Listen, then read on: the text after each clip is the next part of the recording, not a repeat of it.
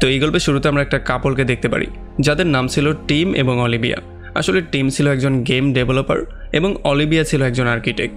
আমাদেরকে তাদের দুজনের পাস্টের কিছু ফ্ল্যাশব্যাক সিনও দেখানো হয়, যেখানে আমরা বুঝতে পারি তারা একে অন্যকে অনেক বেশি ভালোবাসতো। তারা একটা সময় বিয়েও করে ফেলেছিল। তবে একটা পর্যায়ে যখন অলিভিয়া প্রেগনেন্ট হয়ে গিয়েছিল, তখন ডেলিভারির টাইমে আনফর্চুনেটলি তাদের বাচ্চাটা মারা গিয়েছিল। আর এই সমস্ত ব্যাপারগুলোতে অলিভিয়া এবং টিমের মধ্যে একটু সম্পর্ক নষ্ট হয়ে গিয়েছিল, যেখানে অলিভিয়া সবসময় চাইতো এই সমস্ত ব্যাপারগুলো নিয়ে আলাপ করে তাদের মধ্যে সম্পর্কটাকে ঠিক করে ফেলতে। সেখানে টিম তার উপরে একেবারেই নজর দিত না, সে সবসময় তার গেম ডেভেলপ নিয়েই ব্যস্ত থাকতো। যাই হোক, এখানে খুবই ইন্টারেস্টিং একটা ব্যাপার আমরা দেখতে পারি। আসলে আমরা দেখতে পারি তাদের ঘরের মধ্যে একটা মাছি উঠছিল, যেটাকে টিম গ্লাসের মধ্যে বন্দি করে ঘরের বাইরে ফেলে দেওয়ার ট্রাই করছিল, কিন্তু সে এমনটা করতে পারে না। এখন যদিও এটার সাথে কাহিনীর তেমন কোনো সম্পর্ক নেই, তবে থিওরি সেকশনে এটা নিয়ে আমরা আলাপ করব। তো এরপরে যখন টিম আর অলিভিয়া ডিনার করার জন্য বাইরে বেরিয়ে চলে আসে, তখন আমরা এই ব্যাপারটা দেখতে পারি যে তাদের বিল্ডিংয়ের রেনোভেশনের কাজ চলছিল, তাও বিগত 3 মাস ধরে। আসলে ফ্রিডম্যান নামের একটা লোক তাদের বিল্ডিংয়ের রেনোভেশনের কাজ করছিল, যে কিনা ফাইনালি তাদেরকে আজকে বলে যে আজকে তাদের রেনোভেশনের কাজ ফুললি কমপ্লিট হয়ে যাবে।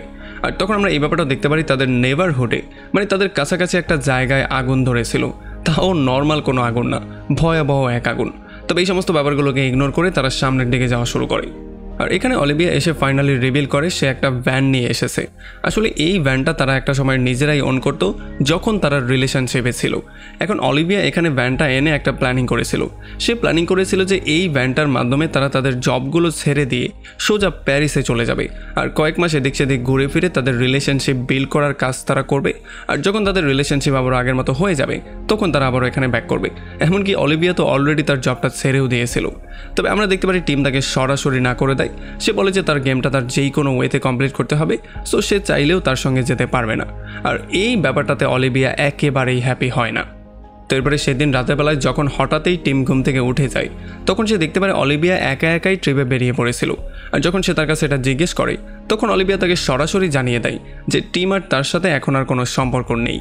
এইটা বলে যখনই সে মেইন ডোরটা ওপেন করে, তখন আমরা দেখতে পারি তাদের মেইন ডোরে অদ্ভুত রকমের একটা দেয়াল হয়ে গিয়েছিল। আসলে এই অদ্ভুত দেয়ালটাকে আমরা ব্রিক বলবো, কারণ মুভির নাম হচ্ছে ব্রিক, আর এই জন্য নর্মাল দেয়ালগুলোকে আমরা দেয়াল বলবো আর এগুলোকে আমরা ব্রিক বলবো। এখন যখন তারা ভালো করে চেক করে, তখন তারা দেখতে পারে তাদের ঘরের প্রত্যেকটা ওপেনিংয়ে এই ব্রিকগুলো হয়ে গিয়েছিল, যেমন সেকেন্ড দরজা এবং যতগুলো জানালা আছে প্রত্যেকটাই। এই জন্য এখন তারা এই ব্রিকগুলোকে ভাঙার ট্রাই করে, এগুলোকে ড্রিল করার ট্রাই করে। তবে কোনোভাবে এই ব্রিকগুলোকে তারা ভাঙতে তো পারছিলই না, বরং একটা ফাটল পর্যন্ত আনতে পারছিল না। আর সবচেয়ে বেশি শক তারা তখন হয়ে যায় যখন তারা নর্মাল দেয়ালগুলোকে ড্রিল করে অপোজিট সাইডে বের হওয়ার ট্রাই করছিল, তখন সেই দেয়ালগুলোর পেছনেও এই ব্রিকগুলো ছিল। মানে দেখে মনে হচ্ছিল তাদের ঘরটাকে চারপাশ দিয়ে ব্রিক দিয়ে কেউ আটকে দিয়েছে, যেখান থেকে বের হওয়া পুরোপুরি অসম্ভব। আর এই ব্রিকগুলোর কারণে তাদের ওয়াইফাইও কাজ করা বন্ধ করে দিয়েছিল, এমনকি মোবাইলের কোনো নেটওয়ার্ক পর্যন্ত মধ্যে আসছিল না। হয়তোবা ব্রিকের মধ্যে কিছু ইলেকট্রোম্যাগনেটিক ওয়াইভ ছিল, কারণ যখনই মোবাইলটা সেটার কাছে নিয়ে যাওয়া হচ্ছিল, তখন এটা গ্লিচ করছিল। তখনই তারা পাশের ঘর থেকে একটা শব্দ শুনতে পারে। এই জন্য যখনই তারা পাশের দেয়ালটাকে ড্রিল করে ফুটো করে, তখন তারা দেখতে পারে সেখানেও একটা কাপড় আটকা পড়েছিল, যাদের নাম ছিল মার্ভিন এবং অ্যানা। আসলে তারা দুজন বার্সেলোনা থেকে এখানে বেড়ানোর জন্য এসেছিল, কিন্তু এখন তারা দুজন এই জায়গাতেই ফেসে গেছে। এখন হয়তো আপনার মাথায় কোয়েশ্চেন ঘুরছে যে এই দেয়ালটা ড্রিল কী করে হলো। আসলে বিল্ডিংয়ের সমস্ত ওয়ালগুলোকেই ড্রিল করা যাবে, মানে যেই ওয়ালগুলোর মাধ্যমে আপনি বিল্ডিং থেকে বাইরে যেতে পারবেন না, সেই সমস্ত দেয়ালগুলোই ড্রিল করা যাবে। যেমন পাশের রুমে যাওয়ার জন্য ড্রিল করতে পারবেন, এমনকি নিচে যাওয়ার জন্য ফ্লোরটাকেও আপনি ড্রিল করতে পারবেন। কিন্তু সেই সমস্ত জায়গাগুলোতে ব্রিক হয়ে আছে, যেই সমস্ত জায়গাগুলো দিয়ে বিল্ডিং থেকে বাইরে বের হওয়া যায়, যেমন দরজা, জানালা ইত্যাদি ইত্যাদি।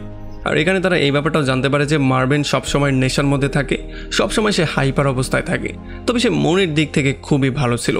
আর এখানে টিম আর অলিভিয়া এই জিনিসটাও নোটিস করে যে ঘরের যেই সমস্ত জায়গাগুলোতে ব্রিকের সৃষ্টি হয়েছে, সেই সমস্ত জায়গাগুলোতে একটা স্কোয়ার শেপ আছে, যেখানে চুম্বক অনেক বেশি আকর্ষণ করে। এই জন্য ঘরের সমস্ত স্টিলের জিনিসপত্রগুলোকে এনে তারা এখানে লাগিয়ে দেয়, যেমন চামচ, ছুরি ইত্যাদি ইত্যাদি। তবে যখনই এগুলো লাগানোর জন্য চুম্বকের ফ্রিকশন বেড়ে যায়, তখন চুম্বক এগুলোকে ধাক্কা দিয়ে তাদের দিকেই ছুঁড়ে মারে, যেই জন্য টিমের পেটের মধ্যে অনেকগুলো চাকু ছুরি এসে ঢুকে যায়, যেই জন্য সে একটু আহত তো হয়ে যায়।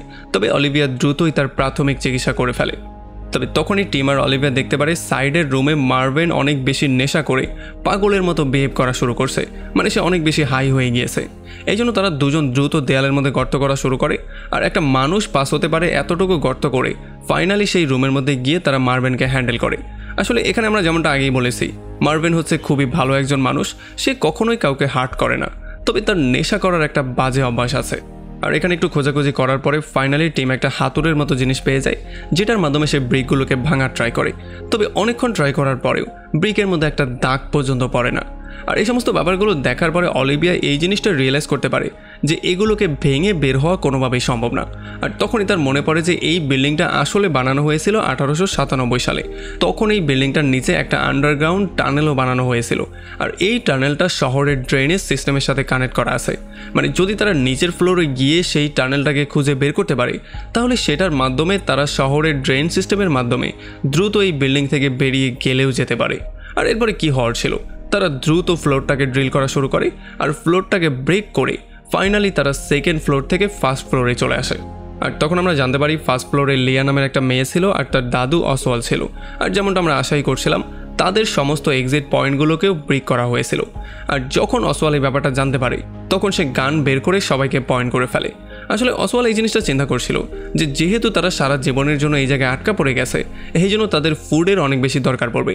এই জন্য যদি বেশি মানুষ থাকে তাহলে ফুড সংকট দেখা দিতে পারে, যে জন্য তারাও মরতে পারে। এই জন্য নিজের ফুড প্রোটেকশন দেওয়ার জন্য সে সবাইকে গান পয়েন্ট করে মারার ট্রাই করছিল। তবে লি তাকে কোনো রকমে শান্ত করে, আর পরবর্তীতে তারা বিল্ডিংয়ের ফার্স্ট ফ্লোরকে ব্রেক করে সেই আন্ডারগ্রাউন্ড বাংকারের মধ্যে যাওয়ার ট্রাই করছিল। আর তখন টিম এই জিনিসটা নোটিস করে, যখন তারা 2 তলার ফ্লোরটাকে ভেঙে নিচের তলায় এসেছিল, তখন একটা স্মোক ক্যাচারও এটার সঙ্গে ব্রেক হয়ে গিয়েছিল। আর যখন সে সেই স্মোক ক্যাচারটার মধ্যে চেক করে, তখন সে এটার মধ্যে একটা ক্যামেরা পেয়ে যায়। আসলে এইটা দেখার পরে তারা সবাই প্রচণ্ড শক্ট হয়ে গিয়েছিল। আর তারা জানতে পারে এই ঘরের প্রত্যেকটা স্মোক ক্যাচারের মধ্যে ক্যামেরা লাগানো আছে, মানে প্রত্যেকটা জিনিস রেকর্ড হচ্ছিল। মানে ঘরের মধ্যে তারা যা যা করছিল সেগুলো তো রেকর্ড হচ্ছিলই, বরং যদি কেউ ইন্টিমেটও হয়ে থাকে তাহলে সেই জিনিসগুলো রেকর্ডিং হচ্ছিল। আর এই সমস্ত ব্যাপারগুলোতে তাদের মাথা প্রচণ্ড গরম হয়ে যায়। এই জন্য তারা ফ্লোরটাকে ব্রেক করার জায়গায় পাশের দেয়ালটাকে ব্রেক করার সিদ্ধান্ত নেয়, কারণ পাশের ঘরের মধ্যেই ফ্রিডম্যান থাকতো, যে কিনা এই পুরো বাড়ির রেনোভেশনের কাজ করিয়েছিল।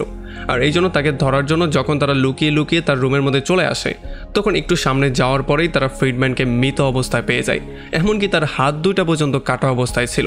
এটা দেখার পরে তারা সবাই পুরোপুরি শক্ট হয়ে যায়। তবে টিম এই জিনিসটা নোটিস করে যে ফ্রিডম্যানের পাশেই তার মোবাইলটা আনলক অবস্থায় পড়েছিল, যেটার মধ্যে অনেকগুলো ব্রিকের পিকচার ছিল। এগুলো দেখে মনে হচ্ছিল যে হয়তোবা ফ্রিডম্যান এই ব্রিকগুলোকে আনলক করার ট্রাই করছিল বা এগুলোকে ভাঙার ট্রাই করছিল, যেই জন্যই তার এই অবস্থা হয়েছে। যাই হোক, এরপরে তারা সবাই ফ্লোরটাকে ভাঙার ট্রাই করে, কিন্তু একটু পরে পুরো ফ্লোরটা ভেঙেই নিচে পড়ে যায়। তবে সৌভাগ্যবশত কেউই তেমন একটা আহত হয় না। এখানে তারা গ্রাউন্ড ফ্লোরে ইউরি নামের একটা লোককে পেয়ে যায়, যে কিনা খুবই চিল অবস্থায় ছিল। আসলে এই ফ্লোরটা ফ্রেন্টন নামের একটা লোকের ছিল। তবে ইউরি বলছিল সে তার বন্ধু, আর যেহেতু ব্রিক হয়ে গিয়েছে চারপাশটা, এই জন্য ভয়ে হার্ট অ্যাটাক করে ফ্রেন্টনের মৃত্যু হয়ে গেছে। আসলে ফ্রেন্টনের বুকের মধ্যে পেসমেকার ছিল, আর যেহেতু ব্রিকগুলো চুম্বকে আকর্ষণ করে, এই জন্য হয়তোবা তার হার্ট অ্যাটাক আসলেও আসতে পারে। এখন ইউরির কথার মধ্যে লজিক তো ছিল, তবে তার হাবভাবে বোঝা যাচ্ছিল না যে সে সত্যি কথা বলছে। যদিও অ্যান্টনের লাশটা আমরা এখানে পেয়ে যাই। তো এখন এখানে ইউরি নতুন একটা থিওরি দেয়। সে বলে যে হয়তোবা এই ব্রিকগুলো কোনো একটা প্রোটেকশন লেয়ার হতে পারে, মানে এগুলো আমাদেরকে আটকে রাখছে না, বরং আমাদেরকে প্রোটেকশন দিচ্ছে। হয়তোবা বাইরে আনএক্সপেক্টেড কিছু একটা হয়ে গেছে, যেমন নিউক্লিয়ার অ্যাটাক বা বিশাল কোনো বিস্ফোরণ বা পরমাণুর কোনো কিছু হতে পারে। এই সমস্ত ব্যাপারগুলো থেকে প্রোটেকশন দেওয়ার জন্যই আমাদেরকে ব্রিক দিয়ে আটকানো হয়েছে। এখন আমাদের উচিত ব্রিক থেকে বাইরে না গিয়ে ব্রিকের মধ্য থেকেই যে কোনো ওয়েতে চিল করা, কারণ যদি বাইরে কোনো ভাইরাসজনিত সমস্যা হয়ে যায় বা কোনো জম্বি অ্যাটাক হয়ে যায় বা কোনো এলিয়েন আক্রমণ করে দেয়, তাহলে আমাদের বাইরে যাওয়াটাই আমাদের মৃত্যুর কারণ হতে পারে। যাই হোক, এখন ইউরির কথায় কেউই পাত্তা দেয় না। এই জন্য তারা গ্রাউন্ড ফ্লোরকে ব্রেক করে সোজা আন্ডারগ্রাউন্ডের বাংকারের মধ্যে চলে আসে, আর এখান থেকে তারা শহরের ড্রেনেজ সিস্টেম দিয়ে পালিয়ে যাওয়ার প্ল্যানিং করে। তবে তাদেরকে ডিসঅ্যাপয়েন্ট করে এখানের বাংকারের দরজার মধ্যেও ব্রিক লাগানো ছিল। এই সমস্ত ব্যাপারগুলো দেখার পরে তাদের মাথা প্রচণ্ড গরম হয়ে যায়, বিশেষ করে মার্বেল অনেক বেশি রাগ হয়ে যায়। এই জন্য মিস্টার অসওয়াল গান বের করে মার্বেলকে কোনো রকমের শান্ত করার ট্রাই করে। তবে আমরা দেখতে পারি মার্বেল হঠাৎ করেই তার গানটা নিয়ে সোজা ব্রিকের উপরে শ্যুট করে দেয়।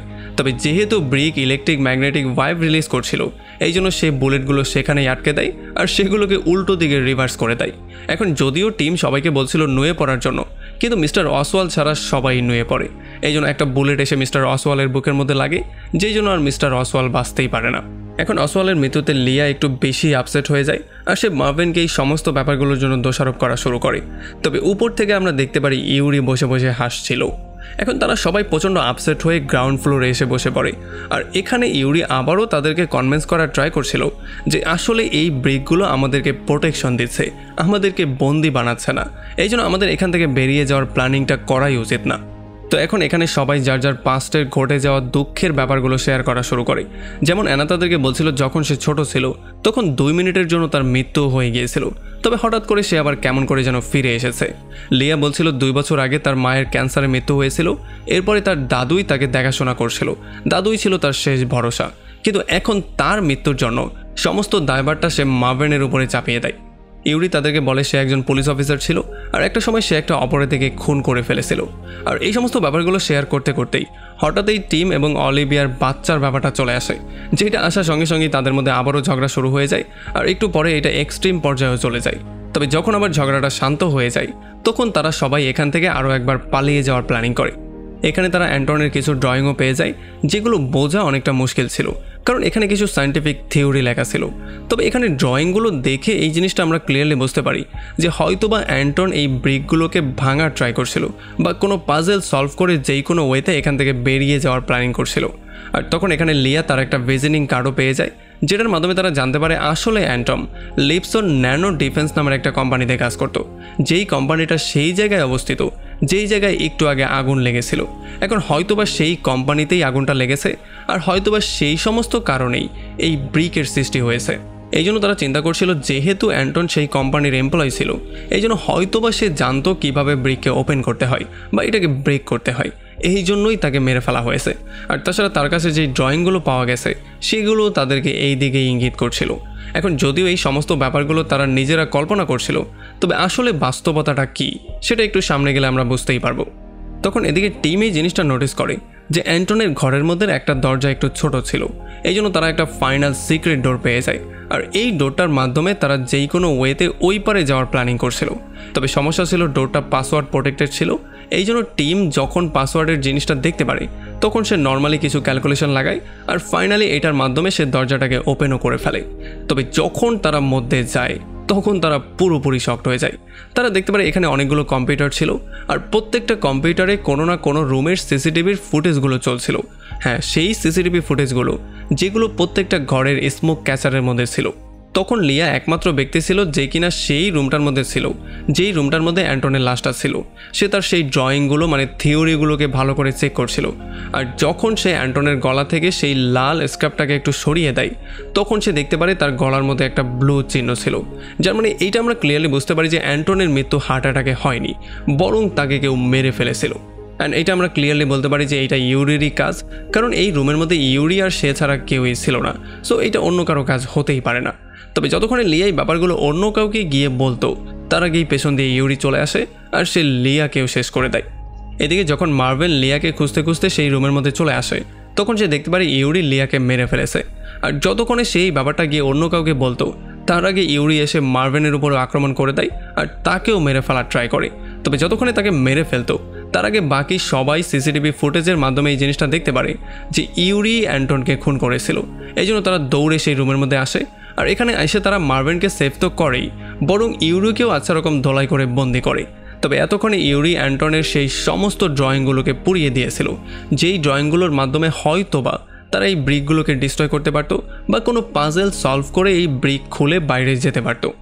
যাই হোক, এখন তারা ইউরিকে ধরে আচ্ছা রকম করে ধোলাই করে আর তার কাছ থেকে সেই ড্রয়িংগুলো সম্পর্কে জিজ্ঞেস করা শুরু করে বা আসলে সে কেন অ্যান্টনকে মেরেছে সেই ব্যাপারগুলো বের করার ট্রাই করে। তারা আসলে এই জিনিসটা জানতে চাচ্ছিল যে ব্রিককে কি করে ব্রেক করা যায়। তবে আমরা দেখতে পারি ইউরি কিছুই বলছিল না, এই জন্য তারা তাকে ধোলাই করে সেখানেই রেখে দেয়। আর টিম আর বাকি লোকজন গিয়ে সিসিটিভি ফুটেজগুলোকে ভালো করে চেক করা শুরু করে। আর এখানে তারা এই জিনিসটা দেখতে পারে যে অ্যান্টন একটা কিছু কোডিং করছিল, আর এই কোডিংটা একটা সময় সে তার মোবাইলের মধ্যেও ট্রান্সফার করেছিল। এখন হয়তোবা এই কোডটা কোনো একটা অ্যাপের কোড ছিল যেটা সে তার মোবাইলের মধ্যে এনে প্লে করার ট্রাই করছিল। কিন্তু সমস্যাটা হচ্ছে ইউরি অ্যান্টনের মোবাইলটাকে ভেঙে ফেলেছিল।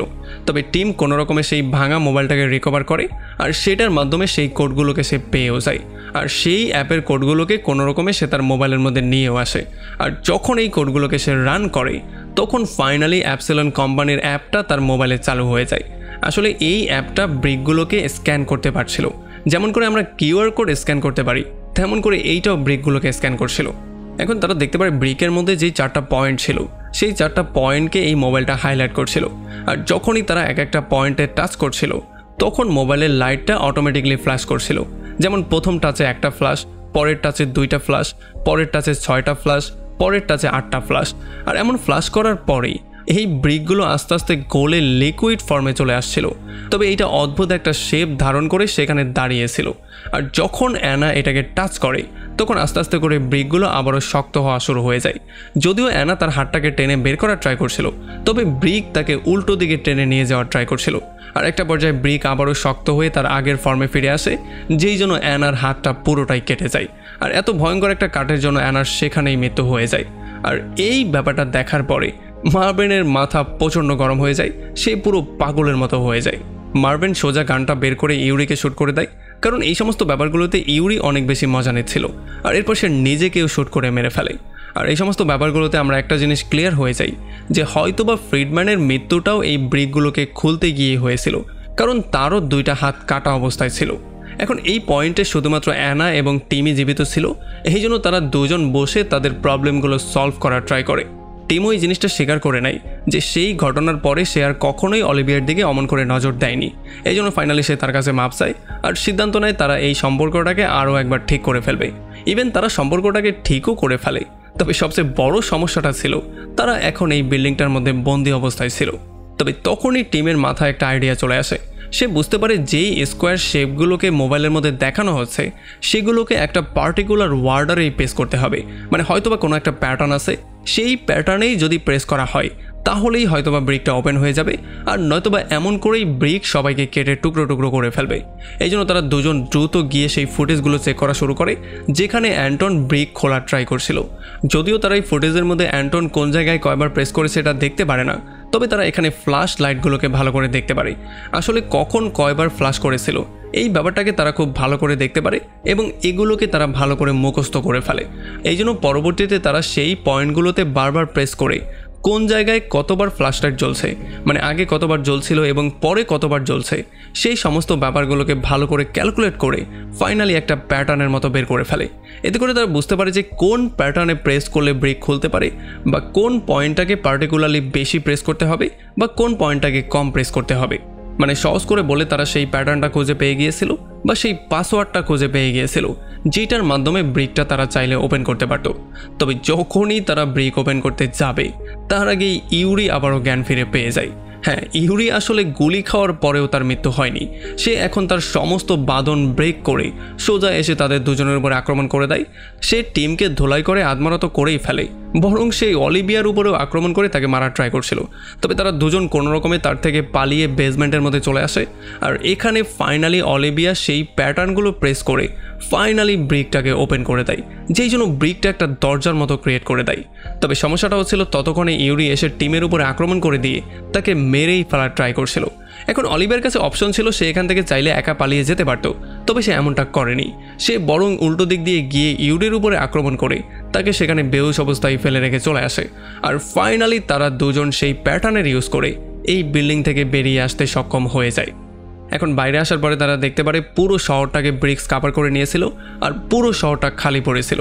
তারা বুঝতেই পারছিল না এইটা কেন হয়েছে। আর তখনই তারা সামনে অলিভিয়ার সেই ভ্যানটাকে দেখতে পারে যেটাকে অলিভিয়ার ট্যুরে যাওয়ার জন্য নিয়ে এসেছিল। এই জন্য সেই ভ্যানের মধ্যে বসেই তারা আস্তে আস্তে করে সামনের দিকে যাওয়া শুরু করে। আর তখন অন্য শহরের উপরে আমরা কিছু হেলিকপ্টার দেখতে পারি, যেই হেলিকপ্টারগুলো এই জিনিসটা ডিসকভার করার ট্রাই করছিল যে আসলে এই শহরের সাথে হয়েছেটা কি। আর তখন ব্যাকগ্রাউন্ডে আমাদেরকে এই জিনিসটাও বলা হয় যে অ্যাবসোলন ডিফেন্স কোম্পানিতে আগুন লাগার জন্য একটা ডিফেন্স মালফাংশন হয়েছিল। এই মালফাংশনের জন্যই পুরো শহরটা ব্রিক কাভার করে নিয়েছিল। আর এই ব্রিকগুলোর জন্য যে যার ঘরের মধ্যে ছিল সে সেই ঘরের মধ্যে আটকা পড়ে গেছে। তবে যারা বাইরে ছিল তারা প্রোটেকশন সেন্টার পর্যন্ত চলেই এসেছে। আর অথরিটি এই জিনিসটাও বের করার ট্রাই করছে এগুলো কেন হচ্ছে এবং এটাকে কি করে রিসলভ করা যায়। আর একেবারে ফাইনাল সিনে আমরা সেই মাছিটাকে দেখতে পারি যেটাকে টিম যেই কোনো ওয়েতে তাদের ঘর থেকে বের করার ট্রাই করছিল। আর এখন টিম আর অলিভিয়ার সঙ্গে সেই মাছিটাও ফ্রি হয়ে গেছে। এখন যদিও মুভিটা এখানেই শেষ হয়ে যায়, তবে এই মুভির মধ্যে অনেকগুলো কোয়েশ্চেন আছে। আসলে প্রথমত আমাদের মাথায় এই কোয়েশ্চেনটাই আসে যে এই ব্রিকগুলো বানানোই কেন হয়েছিল। অ্যাবসোলন নামের কোম্পানিতে আগুন লাগার জন্য একটা ম্যালফাংশন হওয়ার জন্য এই ব্রিকগুলো পুরো শহরে ছড়িয়ে পড়েছে, এই জিনিসটা তো আমাদেরকে ক্লিয়ারলি বলা হয়েছে। তবে এই ব্রিকগুলো বানানোই কেন হয়েছিল? আসলে হয়তোবা এটা কোনো সিকিউরিটি পারপাসেই বানানো হয়েছিল, যেটা শহরকে বাইরের অ্যাটাক থেকে প্রোটেকশন দেওয়ার জন্যই বানানো হয়েছিল। তবে মালফাংশনের জন্য এটা পুরো শহরের মধ্যে খারাপভাবে ছড়িয়ে পড়েছে, যেই জন্য সবাই আটকা পড়ে গিয়েছিল। আর কেউ যেহেতু জানতোই না এটা কিভাবে খুলতে হয়, এই জন্য এক এক করে হয়তোবা সবারই মৃত্যু হয়ে যাচ্ছিল। আসলে যখন কোনো প্রোটেকশনের সফটওয়্যার মালফাংশন করে তখন সেটাই প্রিজন হয়ে যায়। আসলে এই মুভিটা দেখে আমি এতটুকুই বুঝতে পেরেছি যে ব্রিকগুলো বানানো হয়েছিল হয়তোবা কোনো মিলিটারি পারপাসে। তবে নাগরিকদেরকে এই সমস্ত ব্যাপারগুলো জানানোর আগেই মালফাংশনের জন্য পুরো শহরের মধ্যে ব্রিক ছড়িয়ে পড়েছিল, যেই জন্য কেউই বুঝতে পারছিল না এটাকে কিভাবে খুলতে হবে। আর তাছাড়া সবচেয়ে ইম্পর্টেন্ট ব্যাপার হচ্ছে এটা একটা সায়েন্স ফিকশন মুভি, যেটা শুধুমাত্র একটা চিন্তার থিওরির উপরে বানানো হয়েছে। এটার বাস্তবের সাথে তেমন কোনো কানেকশন নেই। আর মুভির শুরুতে যেই মাছিটাকে আমরা দেখতে পেয়েছিলাম, যেটাকে টিম ট্রাই করার পরেও ঘর থেকে বের করতে পারছিল না, সেই মাছিটা দুইটা দিকে ইঙ্গিত করে। প্রথমত হচ্ছে টিম এবং অলিভিয়ার ইমোশনাল দিকটা, যেটা থেকে তারা কোনোভাবেই বেরোতে পারছিল না, ঠিক সেই মাছিটার মতো। আর শেষে যখন এটা ফ্রি হয়ে যায় তখন আমরা দেখতে পেয়েছিলাম তারা দুজন তাদের ইমোশন থেকে ফ্রি হয়ে গিয়েছিল, মানে সেই ঘটনা থেকে তারা বেরিয়ে গিয়েছিল, মানে সেই ট্রমা থেকে। আর দ্বিতীয়ত হচ্ছে হয়তোবা ব্রিকের সেই ফ্রিকশনের জন্য এই মাছিটা কোনোভাবেই ঘর থেকে বেরোতে পারছিল না। আর যখন ব্রিকটাকে ওপেন করা হয়েছিল তখন টিম আর অলিভিয়ার সঙ্গে সঙ্গে এই মাছিটাও বেরিয়ে চলে এসেছিল। আসলে ব্রিক বা এমন ভয়ঙ্কর কিছু একটা হবে সেটা হয়তোবা মাছির মাধ্যমে আমাদেরকে আগেই ইঙ্গিত দেওয়া হয়েছিল, কিন্তু ব্যাপারটা আমরা বুঝতে পারিনি।